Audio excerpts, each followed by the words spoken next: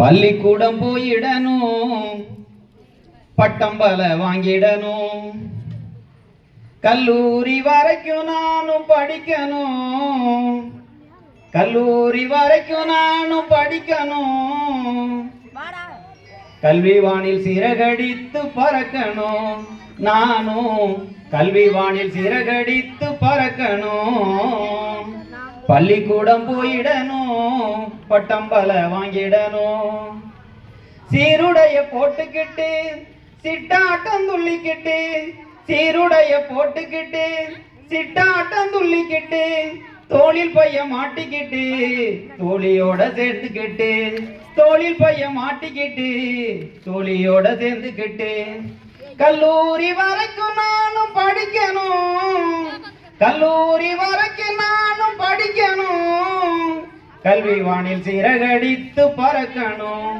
நானும் கல்வி வானில் சிறகடித்து பறக்கணும்.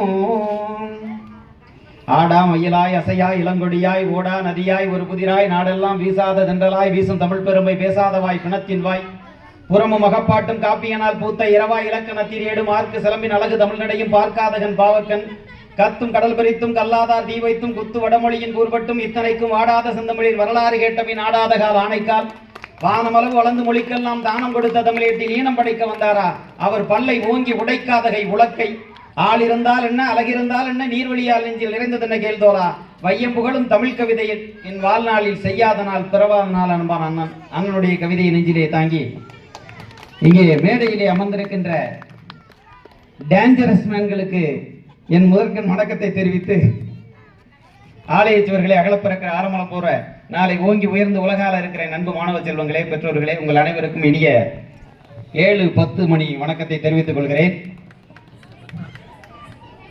டே தம்பிலா தம்பிலா முருகன் சார் முருகன் சார் எவ்வளவு நேரம் சார் பேசலாம்? உட்காருங்க சார். உங்களுக்கு இடம் இல்லையா? முருகனுக்கு இங்கே இடம் இருக்கு சார். எவ்வளவு நேரம் நம்ம பேசலாம்? 2 மணி நேரம். எவ்வளவு நேரம் பேசலாம்? நீங்க 1 நிமிஷம் பேசினா போதும் சார்.